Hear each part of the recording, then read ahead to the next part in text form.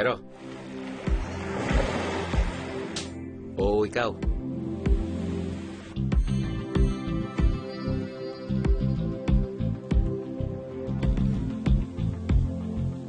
Tingnan mo to. Ganda ba?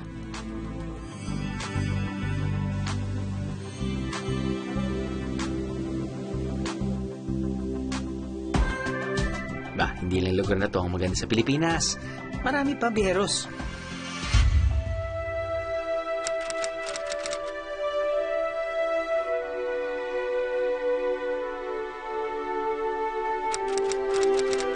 Pero alam nyo noong mga nakaraang summer, ganito ang ginagawa ng ilang mga turista sa kanila.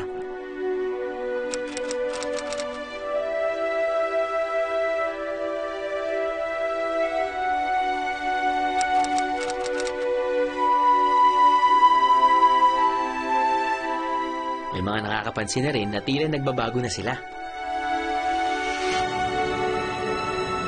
Kahit ang lugar na napupuntahan natin ngayong gabi, hindi nakatakas sa kababayaan ng ilan. Pagbabago, sir, yung arrival po ng tao, I mean, nakikita ko po masyado na pong maraming bisita ngayon sa South of Cebu.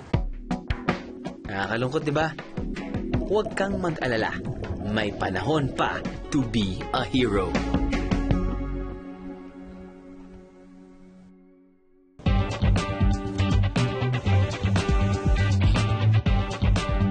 Pwede ba tuloy dito, ma'am? Pwede kita nang maging nanay. Hindi, interesado po. Tingnan marami anak ko. Dali, ubay.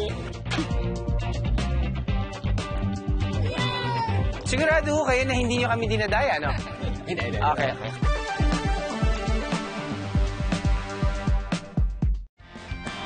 Ano? Sama ka sa biyahe ko?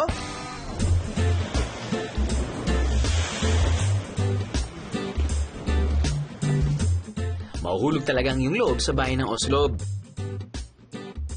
From rich history to beautiful scenery, lahat yan nandito mga biyero.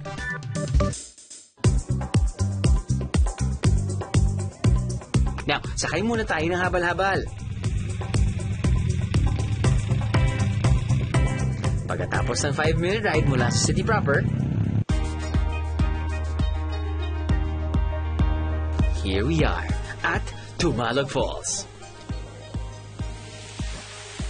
Alright mga biyero, nandito tayo ngayon sa Tumalog Falls, dito sa Oslob. Kilala ang Tumalog Falls sa malaulang pagbaksak ng tubig. Pero ito ang ulan na hindi mo na kailangan ng payong. Actually, pag titingin ka pa lang sa taas, ang ganda ng pagtutok ng araw sa tubig na nagsispray pababa.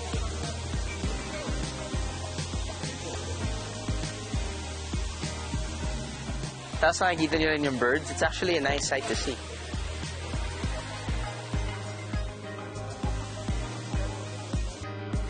Sayang dahil di pa masyado umuulan kaya hindi malakas yung falls. But pag makikita nyo, parang wow. Sobrang ang laki siguro ng potential nito kapag ang lakas ng tubig. Ang dami rin pumunta, I'm sure. Kasi ang ganda ng lugar eh. It's a huge place for people to swim and just chillax. Marami rin naglalaki ang puno rito kaya preskong-presko ang lugar. Pero alam nyo ba na may isa pang bagay na talagang kahanga-hanga sa kanila? Magandang-maganda to. Alam mo kung isang falls ay maganda dahil pinag-invest ng local government na gumawa ng cemented roads. Mga ilang kilometers din yan off the highway, no? Para lang makapunta talaga yung turista. Ang okay doon, kahit na naglagay na sila ng daan at kahit na mas madali makapunta dito or highly accessible na para sa mga turista, makikita nyo sa paligid nyo, actually malinis. You'd actually think na dahil nga accessible na sa mga tao, medyo may konting kalat. Actually, wala pa ako. Konting-konti pa. Konting-konti pa. So, which is a really good sign. Lalo na it's summer. And, syempre, pag summer, talagang dumadami din yung mga turista. Not just foreign, but also local, diba?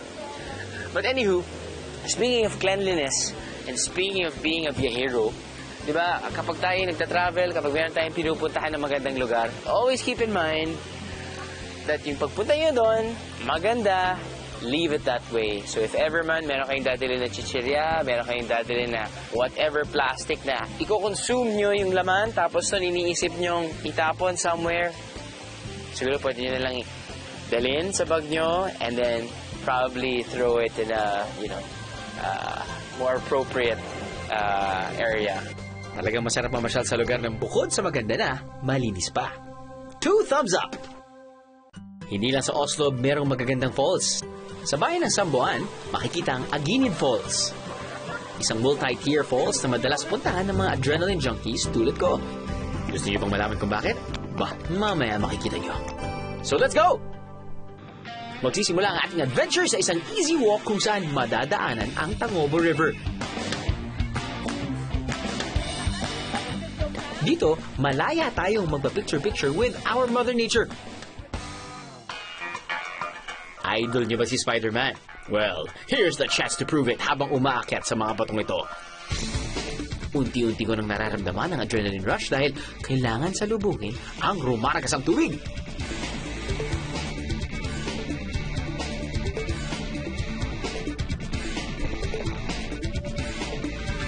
Akala mo dito lang natatapos ito? Mas mahirap pa itong mga biyero. May isa na namang bato na hahamunin tayo. Aba, matindi to. Sinusubukan ng ating flexibility ng batong to ah. Kaya pa, Bieros? Konti na lang at mararating na natin ang magandang falls ng Aginid.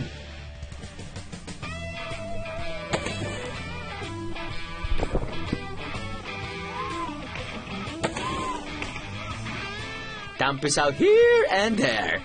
Pagkatapos, marelax ng konti. Aba, akyat ulit! Sigurado ako na magkaka-energy ulit kayo para sa ating pinakamahirap na challenge. Ready? Mas bumibilis ata yung tibok ng puso ko dahil walang mahawakan dito. Medyo mahirap talaga siya kaya kapit lang.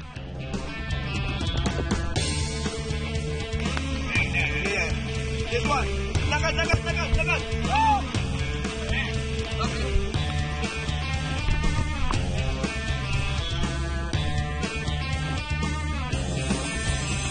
This definitely deserves a selfie. Uy, wait guys. May final level pa pala. Parang ako naglalaro ng isang video game. Nagmamagdali kami sa akyat ng different levels, different tiers, okay? Nandito tayo ngayon sa level 6. And usually, ang level 5 yung mga turista lang.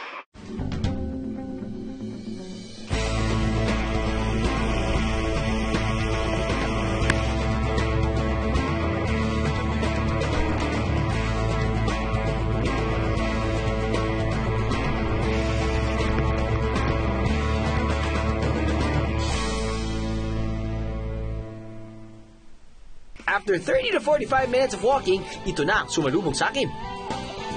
Oh yeah! What a journey! Told ya, it's all worth it. Uy, remember mga biyero, leave nothing but footprints, take nothing but pictures, kill nothing but time.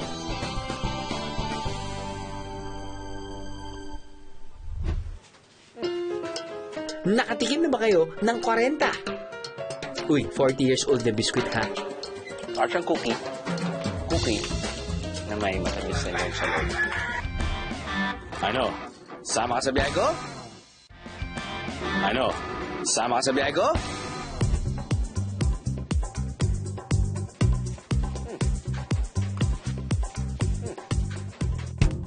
Aba, pati pagkain ng Oslo, ibang level na rin ang tanda.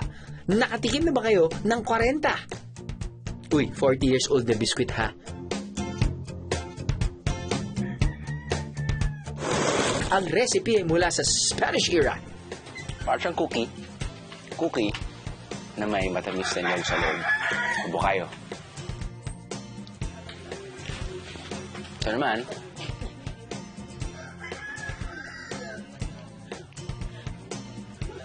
pareho lasa niya. Iba lang yung anyo. Anyo ng empanada. Isang klase ng biskwit ang podrida na hugis bulaklak at may palaman na nyog. Nay, kamusta po? Kera. Dami na namin nakaing local delicacies pero ito, bago na ulit. Ito ay Podri. podrida. Kano katagal na po? Siguro mga... May kita siguro 40 years. Higit 40? Hindi, sinabi niyo po kasi, di ba, parang galing pa sa Spanish Times eh. Di ba, sila po yung nagpangalan nito.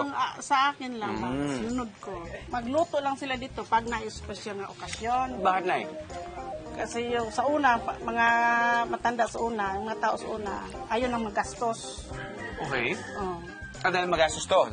Baka nila sa una dati. Mm. Kasi yung itlog, pag itunan mo, itlog.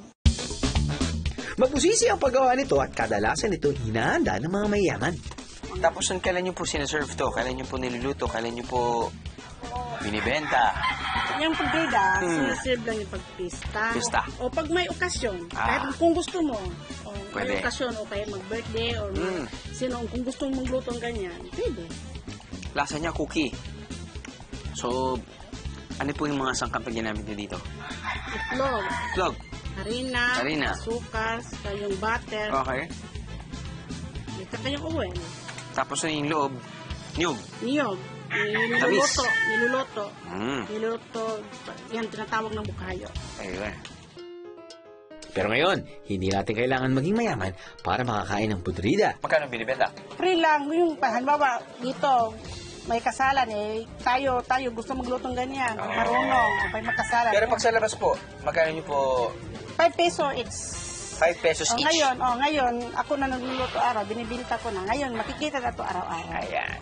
Ano naman? Bao-bao. Tama. Bao-bao. Bakit niyo po tinawag na bao-bao? Kasi forma siya bao. Forma siya bao. Ano yung bao sa Tagalog, ma'am? Pagong. Pagong. Ayun, tama nga naman dahil mukha siyang turtle shell. Ano naman yung pinagkaiba? Yung kaya pula to, ang gigamit na pula nga asukar. Ito puti na pula nga asukar. Pero magkahuging lasa. Hindi? Diba? Diba? Ito, maraming itlog. Kana siya, konti lang. Konti lang. Pero pareho pa naman. Pareho pa naman. Pwede ba tumira dito, ma'am? Pwede ka naman maging nanay.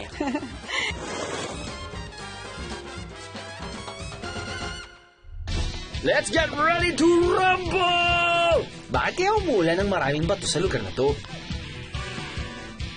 Sigurado ho kayo na hindi nyo kami dinadaya, no? Okay. Gusto ko lang, Clara. Ano? Sama ka sa biyahe ko? Ano? Sama ka sa biyahe ko? Kapag naglipot sa bayan ng Oslo, kitang-kita ang laki ng impluwensya ng kanilang kasaysayan. Mula sa mga putahing madalas nilang kainin, hanggang sa mga bagay na madalas nilang gawin. Ano ba paborito niyong laro sa kalsada, Beros? Dito sa Oslo, isang larong kalye ang madalas laruin ng mga matatanda. Kanga ang tawag sa makalumang laro na namana pa ng mga taga rito noong panahon ng Kastila. Pwede ba makasali sa kanga nyo? Okay, pwede rin. Okay lang? Oh, tuba. Ano Alam bang ibig sabihin ng kanga? kangga yung, yan ang tinawag na kangga. Okay. Yun yung parang patungan. Hindi ka in kung hindi ka marunong maglaro nito. Pero paano nga ba ito nilalaro? Yung una po, dapat tamaan mo na yung kangga para matalsik yung tsinelas. Yun, mag-agawa na po. Binubuo ng ilang manlalaro ang kanga. The more, the merrier. Bawat player ay may pamato. At magpapaunhan na magpatumba ng kanga. Kapag napatumba nila ang kanga, ang may pinakamalapit na pamato ay may 1 point. Siyempre, winner ang may pinakamaraming points. Alam, nasubukan ko na to mga 3 years ago Dito din yan Dahil syempre, di ba sabi nila yung kanga, dito lang, parang hindi talaga sikat yan Dito lang talaga yan sa Oslo, no? Paano ba nagsimula yan? Sa dati, sir, yung mga matanda po, nila kangga. So kuya, Sir. alam kong may sarili ka ng team. Parang basketball lang yan. Di ba? Parang meron kang sariling team, point guard. Alam nyo na yung anong estilo Ako, meron din akong sariling team. Meron din. Oo, hindi ito marurunong. Pero masaya naman sila kasama paminsan-minsan. Ito yung mga kasama ko. Ito, sabihin na ito. Simong. Sibong. Assistant cameraman. Ayan. Daniel. Oh, ito. Muse namin, pero player din. Magaling yan. Ay, magaling to. Magaling tong magsuot ng maiksing short. Si Shane. Ayan. Okay. So, okay lang kami na 1, 2, 3, 4. Kami. 1, 2, 3, 4 din kami. 4. Yan na, kumpleto ng aking team. Go Team BND! Itayo ang ating bandera! Lihay.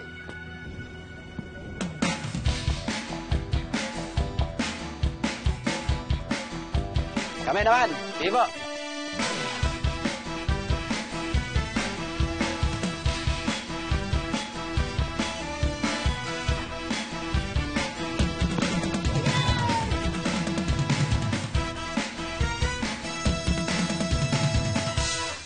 Kanina ba to? Sa amin. Dito to sa Kanga, sir. Tinawag na Kanga. Pag malapit to, ganito man siya. Wala po siyang counted. Ito siya, ito. Kanina ba to? Akin. Sa amin, dalawa. So sa amin, dalawa na, sa inyo, 0 pa. Okay.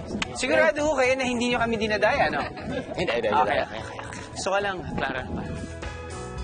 What a way to experience the Oslop culture. Sana hanggang sa magkaroon ng mga anak ng mga anak ng mga anak ng mga anak nila, makilala ang larong Kanga. O di ba mga biyero? Congratulations, locals! Good job! Noon, madalas salakayin ng mga pirata ang bayan ng Oslob dahil sa lokasyon nito sa dulo ng isla ng Cebu.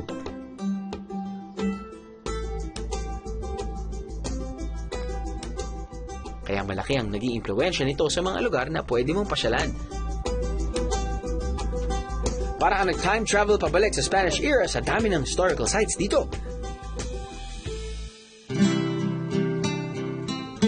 Nakikita niyo ba yung simbahan na yan? 100 years old na yung simbahan na yan. Meron itong coral stone walls na sa dagat pa mismo ng Cebu nang galing. Pero hindi ito basta-basta simbahan lang. Dahil nagsilbi rin itong watchtower. Bukod dyan, sa sobrang tibay nito, kahit 2 beses na itong nasunog, nakatayo pa rin ang simbahan. Sa tabi ng century-old church ay isa namang lumang kwartel. Dito nanirahan ng mga sundalong Espanyol noon. Nagsilbi ring unang linya ng depensa sa mga nagtangkang sumalakay sa bayan ng Oslob ang malalaki at matitibay na dingding nito.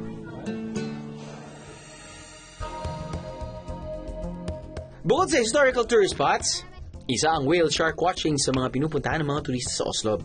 Noong 2012, nagkaroon ako ng pagkakataon na masubukan ang whale shark encounter dito sa Oslob.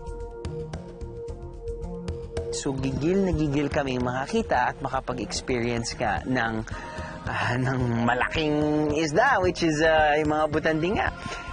Nung pagpunta namin sa Oslob, syempre excited kami. Excited kami dahil sinabi nila na 100% meron yan. Totoo naman. Nakita namin yung whale shark. Una muna, syempre, nabighani ako dahil, wow! Ang laki nga niya! Pero pangalawa, parang naisip ko lang, parang hindi yata to tama, parang hindi yata normal. Parang feeling ko na, wala lang, parang naging pet ba yung supposedly wild, fish such as the gentle giants, such as the budanding. So, medyo, yun nga parang nagdiskusyon kami ng producers kung paano ba gagawin natin dito, ipapalabas ba natin. But anyway, to cut a long story short, it was a very controversial episode for us. Fast forward to the present, pinag-uusapan pa rin ng marami ang whale shark encounter sa Oslob. Dahil sa pagbisita ng mga gentle giants sa bayan ng Oslob, dumami ang mga turista dito. Ayon sa local tourism office, ang dating 30,000 local visitors noong 2012 ay lumagpas sa 100,000 pagdating ng 2015. Malaki po ang naitutulong ng whale shark tourism industry sa Oslob dahil marami po ang nagkaroon ng trabaho, marami ang nagkaroon ng business, pati na po yung mga simple lang na mga housewife ngayon nagiging entrepreneurs na hindi lang actually ang Oslob ang nakikinabang kundi pati mga neighboring towns nakikinabang din sila kasi ino-open nila yung mga bahay nila for homestay. Pero kakambal ng pagdami ng turista ang ilang mga problema. Isa na rito ang pagtambak ng mga basura. So, pinaghandaan po yan ng Municipality of Oslo. Siyempre, yung basura is number 1 yan tinitingnan natin. So far, dumami yung mga residente at yung turista. Nagdagdag din tayo, kumbaga nilipat natin sa malaking space yung tinatawag nating landfill. Dahil from 150 to 250,000 ang pumupunta ng Oslo kada taon, posibleng hindi ma-handle nung area lahat ng basura, lahat ng waste na nag-generate ng tourism. Ibig sabihin yan, kung masyadong maraming natural waste sa isang kulob na area tulad ng Oslo sa Cebu, posibleng magkaroon tayo ng lumot.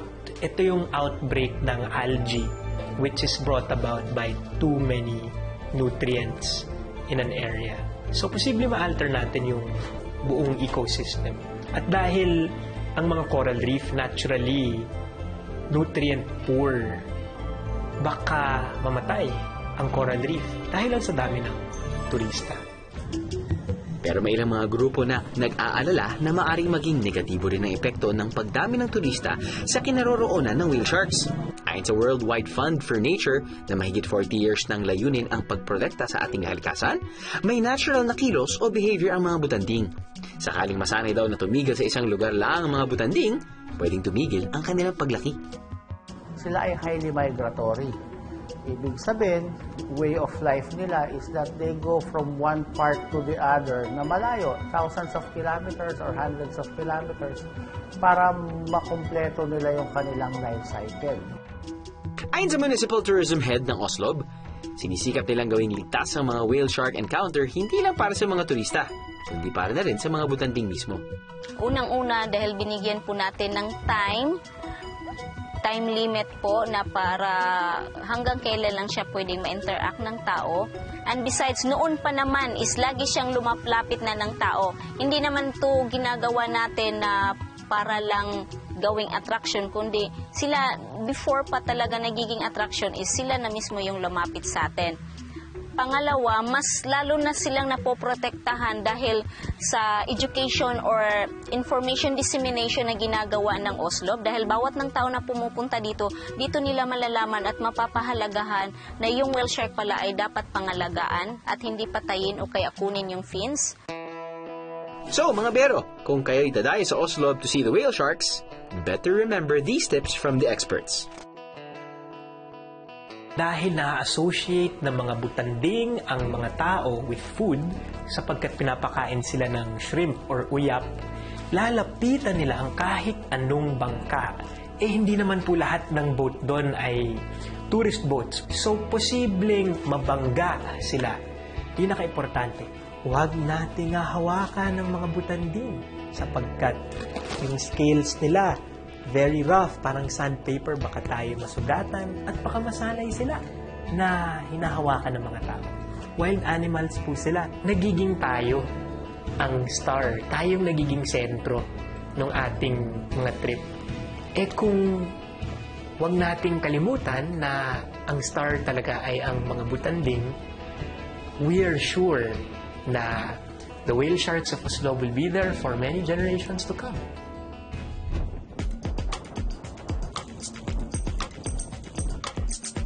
Tuturuan ko pa kayo kung paano magtanim sa ilalim ng dagat. Plus, kilalanin natin ang mga totoong hero ng isla ng Sumilon. I heard that you guys are making artificial coral reefs. We call it the coral frames. Okay. It's an initiative started by the owners of Blue Water Resorts. Ano? Sama ka sa biyahe ko? Ano? Sama ka sa biyahe ko? Isa sa mga kailangan ng ating katawan at isipan ang vitamin C. It's a must, lalo na't nakatira tayo sa tropical country with over 7,000 islands. At isa sa mga isla na bibisitahin natin ay nasa southern tip ng Cebu. Let's seize the day, viajeros! After all, #YOLO. Alright mga biyahero, nandito tayo sa Oslo, which is 3 hours away from Mactan International Airport. At ang pupuntahan talaga natin ay yung island na yon. Blue Water Sumilan Island. It's a marine protected island. At sasakay tayo sa bangka. 10 to 15 minutes, nandun na tayo. Game? Game. Para sa bawat biyahero, magandang alamin natin ang mga do's and don'ts bago natin libutin ang isang isla. Now that we know the drill, sulong sa Sumilon! After a few minutes, we've reached our final destination.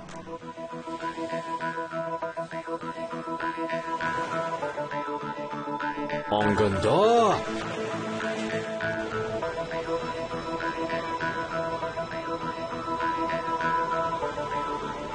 Ang Sumilon Island ang naging kauna-unahang marine protecting area sa Pilipinas. 1974 pa lang, nakipagtulungan na ang local sa Silliman University Laboratory para sa marine and wildlife preservation ng isla.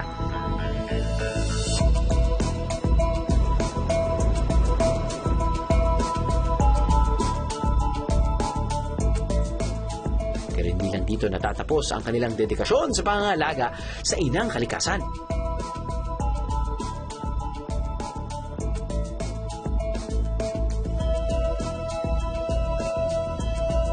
Dahil sa loob ng isla, pinopromote rin nila ang mga eco-friendly activities na pwedeng magawa ng mga turista, tulad ng pag-visit sa kanilang marine protected lagoon. Dito, makikita nyo na ang century-old mangroves habang pinapractice ang inyong rowing skills. Pero, for a more laid-back activity, pwedeng subukan ang mga isda rito, mga bero. There's more to see and do in this island. Nasubukan nyo na bang mag-drive sa dagat? Eh bakit hindi subukan ng Hobbycat? Sir, good afternoon.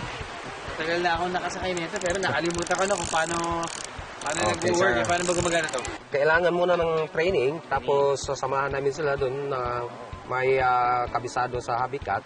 Pagkatapos, pwede na namin silang hayaang mag-sail. Yes, sir. Isang maliit na sailboat ang Hobbycat at hangin ang nagpapatakbo rito sa tubig. Pero bago tayo sumubok sa ganitong klaseng activity, kailangan muna natin magpaturo sa expert. Okay, sa ngayon, tuturuan kita, sir. Okay. Pagdating natin sa tubig, sir. Okay. Okay, akit muna tayo. Tayong dalawa. Ang mangyayari nito, sir, pag kayo lang mag-isa. Okay. Okay. Pag tumakbo siyang pag ganun, sir, tapos ito yung mag-guide sa'yo, sir, kung saang direction gusto mo pumunta, sir. Tingin ko control. Medyo challenging yata to. Kunyari pag dalawa tayo, which is mamaya, yung isa na sa kabila, yung isa nandito sa kabila din. Ganun. Pwede, sir. Pwedeng dalawa sa kabila. Basta ganitong klaseng hangin, di masyadong malakas, sir. Pero pag sobrang lakas yung hangin, dalawang tao sa kabila na, sir. Sige, subukan na natin. Sige, sir. After learning all the necessary skills, bring it on, baby.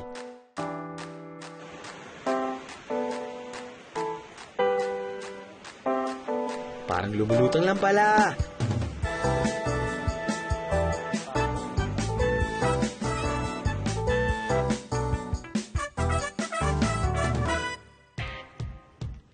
Kung bitin pa kayo sa action-packed activities, marami pang pwedeng gawin dito sa Sumilon Island. For starters, pwede tayong mag-trek palibot ng isla.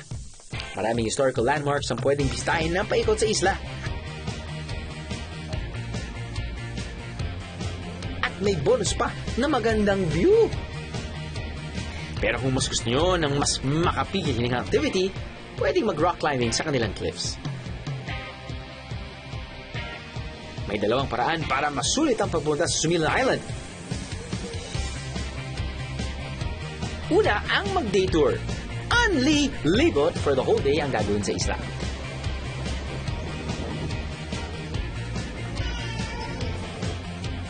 Kung mabiti naman kayo, pwedeng magpaliban dito ng gabi.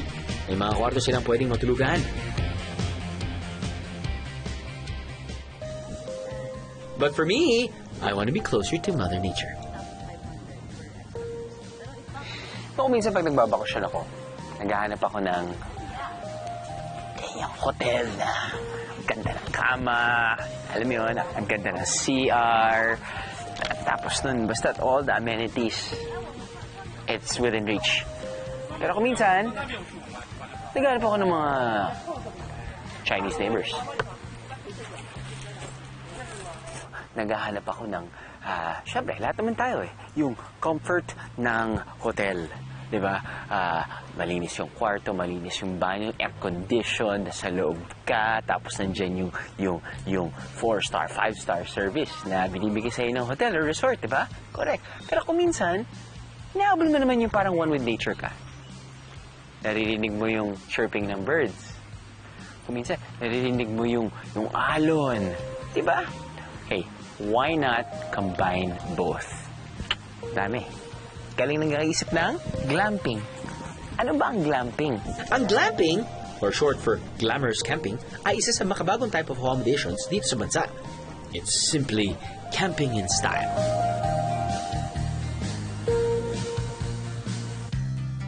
You pay 10,000 pesos. Yep, 10,000 pesos. Good for 2 na yan. Okay? Tapos kapag meron kang anak or batang kasama, 11 years old and below, libre na yun. Libre na yun. Okay, fine. For 10,000 bucks, you've got like a tent for 2. Pero, sa 10,000 pesos na yan, full boarded meals na. Check nga rin natin yung opening ng door na to. First time ito lang mga experience ng glamping, ladies and gents. Stig! Astig naman pala eh. Anak na. Sama kayo sa biyahe ko. Sisama ka sa tent ko. Oh, ha? Sorry. Hindi lang basta-bastang higaan yung ino-offer nila dito. Okay? Talagang may mattress. King size bed pa. Meron kang electric fan, walang aircon. Okay? Meron kang cabinet. Syempre, complimentary toiletries, your towel, and consumable chicheria and your water and drinks. That's pretty cool. Paano ang banyo? Common CR Vijeros. Well, that's glamping. Okay, para sa mga taong gustong maging wild, maging outdoor. Pero malapit lang talaga yung hotel. Diba? Para komportable pa rin sila. Kanya-kanya trip lang yan eh. Stig, nakatulong na tayo sa pag-preserve ng natural resources, comfy pa ang accommodation natin. Biyahero approved! Bago ako matulog, makikipag-date muna ako. Got this date with this girl called Mother Nature.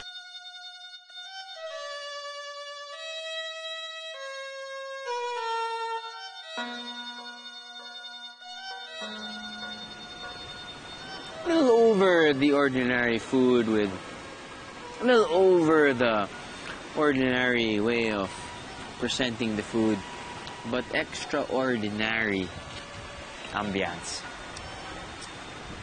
Wala kayo nakikita dahil madilim. Pero, sa totoo, ayan yung beach. Ito yung setup natin. Just a few steps. Sand. Nice setup. Sarap ng pagkain. Native chicken. Meron kang binakol. Meron tayong fresh seafood na grilled. Meron tayong yung maya-maya. Nakakahuli lang just a few minutes ago. Yun yan eh. Yan talaga yan. Kahit gutom na gutom ako, gusto ko lang pakita sa inyo kung ano ang posible sa magiging gabi nyo kapag nag-stay kayo dito. Kung anong pwede maging setup sa buong pamilya or better yet, sa mahal mo sa buhay. Or, di mo alam, magpo-propose ka ba? Meron ka bang kasalanan sa asawa mo? Di natin alam. Pero one thing's for sure, okay? Kapag dinala mo dito, sa setup na to, na may bonfire dito, ang sasabihin niya sa'yo ay, sweetheart, kahit anong ginawa mong masama, I forgive you. Ang init. Ang init ng nararamdaman ko ang pagmamahal. At actually, mainit lang talaga yung bonfire. So, balik tayo doon. Kain tayo.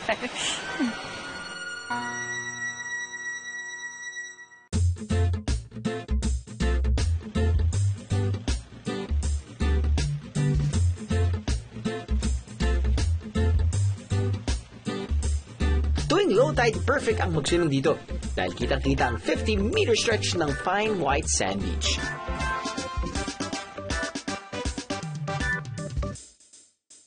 Magbabad!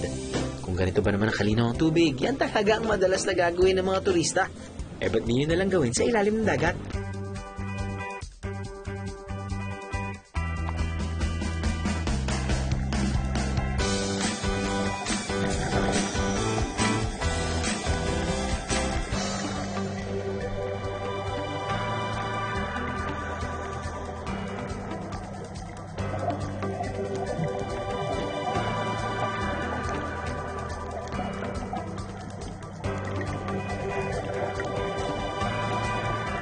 One word, amazing.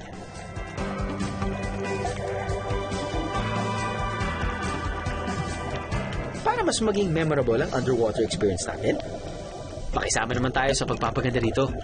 Balita ko may mga fairy godmother na nag-aalaga sa dagat na to.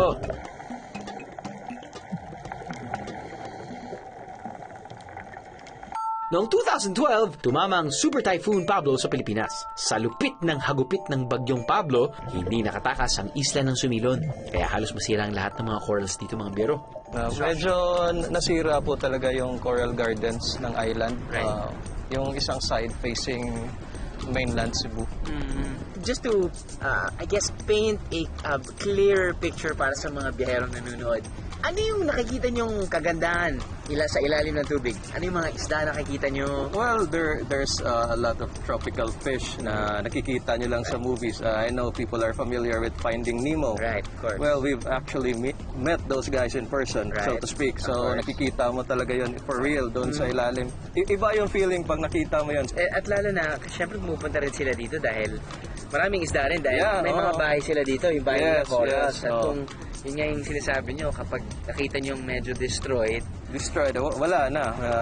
Some of them, minsan di mo na makikita yung isda in areas na sobrang damaged na yung corals. Pagkatapos ng bagyo, isang solusyon ang naisip ng Project Blue. I heard that you guys are making artificial coral reefs. We call it the Coral Frames. It's an initiative started by the owners of Blue Water Resorts. Yung Coral Frames, di lang siya parang structure kung saan pwede mong ilagay yung corals kasi yung bottom dito puro sand na kasi napulbos ata sa sobrang lakas ng bagyo. Yung coral gardens were washed out ashore, so wala nang natira. So we tried to put it in a frame. Those are live corals. Yung steel frame, we covered it with sand para rin ma-simulate yung natural environment ng corals. Yung corals na yan, yung mga basag-basag lang kasi minsan nadadamage pa rin due to yung pump boats, pag kung saan-saan lang nagtatapon ng anchor, or yung minsan yung stick nila, tinatamaan, so nababasag siya. So yun yung pinupulot namin. Ang Project Blue ay isang grupo ng volunteer divers na ang layunin ay pangalagaan ng ilalim ng dagat. Ngayon alam ko na kung bakit ganito kaganda ang ilalim ng dagat dito. Why are you doing this? I mean, you're not getting paid. You know, you guys have other things to do. We love diving, for one thing. And yun yung comment din namin lahat. So we see it differently. When we go underwater and we see damage to the corals, we feel bad about it because we can no longer see that beauty again, ever. Because pag nasira siya, matagal na mag-grow uli yun. So, yun yung isang factor na nag-unite sa amin. Actually, these guys trained with diving with one purpose alone, yung to protect the environment. Pero ang grupong ito, may iba ring nakita. Hindi lang bagyo ang dahilan kung bakit ang mga corals ay nasisira. Ano yung nakikita niyo, sir, na pagbabago throughout the years? Yung isa, not just from typhoons but from other factors. Pagbabago, sir, yung arrival po ng tao. I mean, nakikita ko po masyado na pong maraming bisita ngayon sa south of Cebu, especially Sumilon Island. I mean, that's good for tourism, but yes, it's good. In terms of economics, it's good. But yung impact niya sa environment should also be regulated. Right. So, I think the local government should also create laws in order to regulate yung impact ng pagdating ng tao sa environment, not only of the island, but for the whole town of Oslo. Kahit bilang turista lang na pumupunta dito, ano yung pwede nyong mabigyan ng advice? Pwede nilang gawin to protect the environment. When you go to the island, be responsible, especially with your trash. Huwag nyo pong iwan sa isla. Kung pwede, dalhin nyo ulit pabalik sa inyo. Kasi pag iniwan nyo dyan, mag-accumulate, masisira din yung ganda ng isla. Di nyo na rin ma-appreciate in the future, or yung mga anak nyo, wala na sila makikita ang ganyan pag sinira nyo ngayon. So, yun lang. Let's help each other protect the environment. Ginagawa rin ang artificial coral reef planting sa ibang lugar sa Pilipinas. Pero sa ngayon, magtatanim tayo rito sa Bohol Sea. Isa kasi ito sa mga lugar na may nasirang corals. Pero syempre, bago kami magtanim ng mga artificial coral reefs, kailangan muna namin gumawa ng sarili naming frame.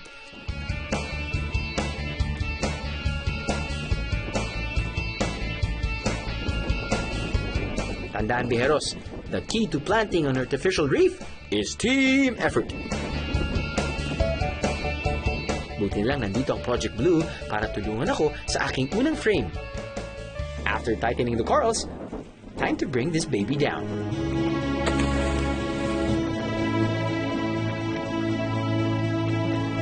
Mabigat ang frame, kaya team effort din sa pagbaba nito.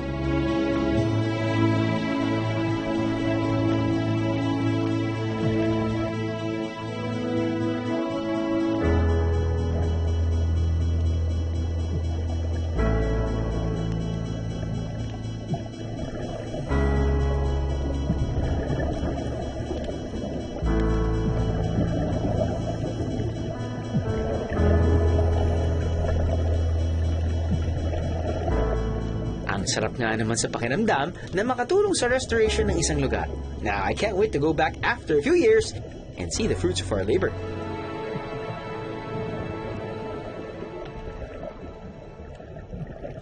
Sa aking paglilibot sa Oslo, nakita ko na hindi rason ang pagkakaroon ng maraming turista, kaya nasisira ang kalikasan. Kung gusto talaga nating panatilihin ito na maganda at malinis, ang pag-aalaga sa kalikasan ay responsibilidad nating lahat. Kaya mga biyeros, ito lang ang simpleng pakiusap ko. Sa susunod na biyahe nyo, mas gawing makabuluhan ito sa pamamagitan ng pagdadala pa uwi ng sariling kalat bilang respeto at tulong sa lugar na inyong binisita.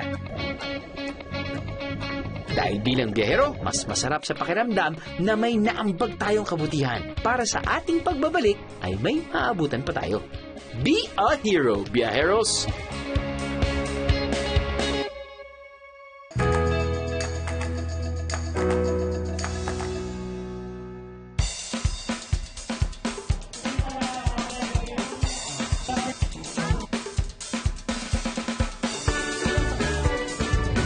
Sakto yan dahil nga 'di ba sa piyesta nyo may paligsahan na palakihan ng ng ani. Parang tatay ko, sabi niya, anak, chaser niyan, sipol. Pagka-shot,